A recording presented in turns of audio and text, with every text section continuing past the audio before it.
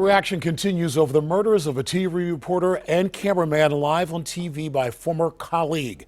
Good afternoon. Thanks for joining us on NBC4 Midday. I'm Mike Jackson. I'm Katie Farrell. An outpouring of support and emotional remembrance to the victims of the shocking killings. Sarah Daloff reports from outside WDBJ TV in Roanoke, Virginia. Please join us now in a moment of silence. A somber moment of silence at the time of Wednesday's fatal shooting that claimed the lives of reporter Alison Parker and photojournalist Adam Ward. We're doing okay. My greatest concern is about the news team, and they're doing a marvelous job of holding it together. The pair described not just as colleagues, but as a team dedicated to bringing the news to the community they loved. Both were embarking on new chapters in their personal lives as well. Ward was engaged to be married. Parker had recently moved in with her boyfriend, station anchor Chris Hurst. She was looking forward to life. I was looking forward to her life with her. The two were interviewing local official Vicki Gardner live for a story on tourism when they were ambushed by former reporter Vester Flanagan. Parker and Ward were killed. Gardner was wounded but is in good condition following emergency surgery. Her husband saw the shooting happen live on television. And I immediately tried to call her on her cell phone. There was no response from the ambulance. It was a pretty bad few minutes. The shooting was not only broadcast live, but also was filmed by Flanagan, who later posted it online.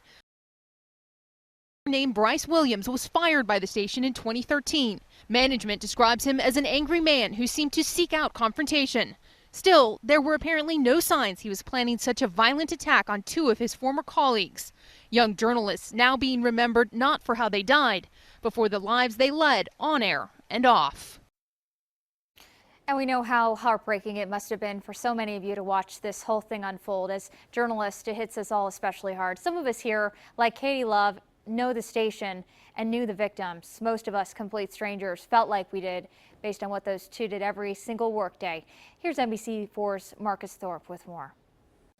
A heartbreaking couple of days industry-wide, but here at NBC4, along with journalists all across the country today, we stand with WDBJ. On social media, we saw some of the horror unfold, but most of us chose to learn more about Alison and Adam, why they got into this industry, and what they loved about it.